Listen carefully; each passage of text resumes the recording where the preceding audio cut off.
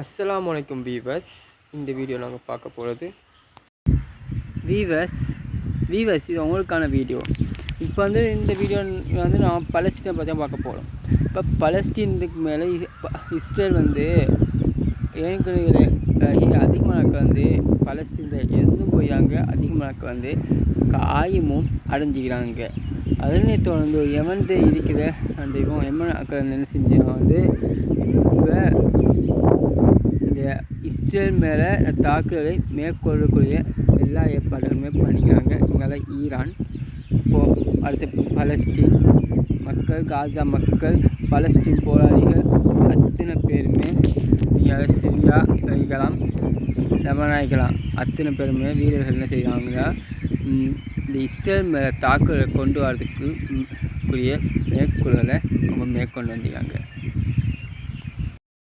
Israel Iran போராட்டத்தில் இந்தியாவுக்கு நடந்த அதுக்கான நடவடிக்கைகள் இருக்கிறதா பாதிப்புகள் ஜோமின் மாத விளக்கம்.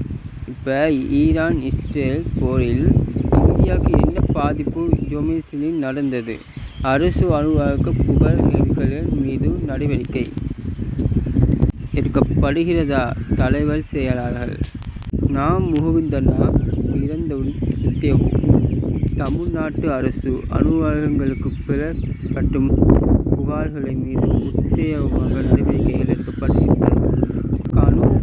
மனு பாதிப்பு வேட்டை குறைவாகவும் பராமரிக்க வேண்டும் என்ற தலைமைச் செயலாளர்களுக்கு முழு காரணமாக குறிப்பிடப்பட்டுள்ளது. ஈரான் எவ்வளவு காலமாக இஸ்ரேல் இராணுவ தலைவர்களின் மீது தாக்குதலை நடத்து என்று செய்திகள் தெரிவிக்கப்படுகின்றது.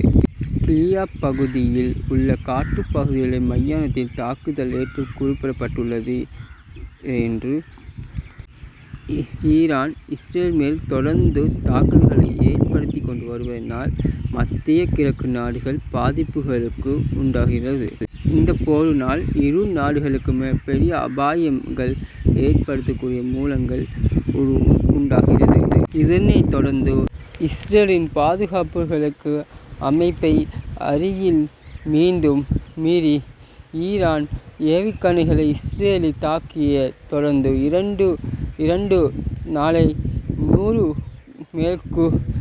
மேற்பட்ட ஏவுகணைகளை ஈரான் வீசி நடத்தியது.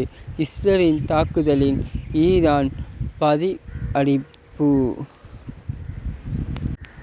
ஈரான் ஏவுகணைகள் இஸ்ரேலின் இராணுவ தலைவர்கள் மீது தாக்குதல் நடந்தது. கினியா பகுதிகளில் உள்ள காட்டுப்பகுதியில் அமைந்த தாக்குதல். இதில் தாக்குதல்கள் பாதிப்பாளர்கள் அரசியல்வாதிகளும் இஸ்ரேல் இராணுவ முக்கிய பெரிய தலைவர்களும் 150 பேர்பட்ட ஏவுகணைகளை ஏவியனால் பகுதி 150 ஏவுகணைகளும் இஸ்ரேல் தடுக்கப்பட்டு குறிக்கப்பட்டுள்ளது. இதில் 150 இஸ்ரேல் ஏவுகணைகள் வீசினத்தில் 50 ஏவுகணைகளை தான் இஸ்ரேல் தடுத்தியாம். மற்ற ஏவுகணைகள் அந்த தலைவர்மார்களும் அரசியல்மார்களுமே தாக்கியது. இன்னொரு கோரிக்கை கொடுத்தாங்க, மத்திய கிழக்கு நாடுகளை பத்திரம்.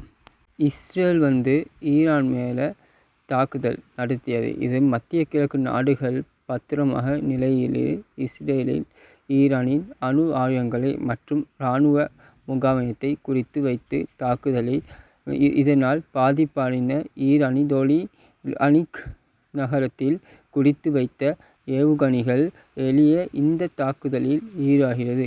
இதை புறப்பட தளபதி மொஹாசான் சலமின் உட்பட 4 பேர் உயிரிழந்ததாக குறிப்பிடப்பட்டுள்ளது. இஸ்ரேல் நடத்திய தாக்குதலால் இரு பதிகளில் கொடுக்கப்பட்ட டெலி இங்குலே குறிப்பிடப்பட்டுள்ள நூற்றுக்கணக்கான ஏவுகணைகள் மற்றும் திரோலிகளில் ஈரான் லொலிலிங்க் நகரை குறிக்கப்பட்டுள்ளது.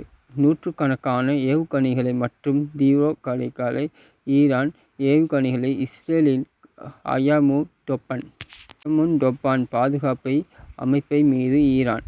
இது 4 நாளைக்கு முன்பு நடந்த தகவல்கள் இருந்த வேறொரு நியூஸ்கள் பரிமாற்றத்தில் இருந்தனால் இது போடுவதற்கு கிடைக்கவில்லை. 2 நாள் கழித்து இதில் மீதி நியூஸை நீங்கள் பரிமாற்றிக்கொள்ள முடியும். நாளைக்கும் இதேபோல் உங்களை வீடியோவில் சந்திக்கும் வரை நான் உங்களை ஃபர்ஸ்ட் லவ்.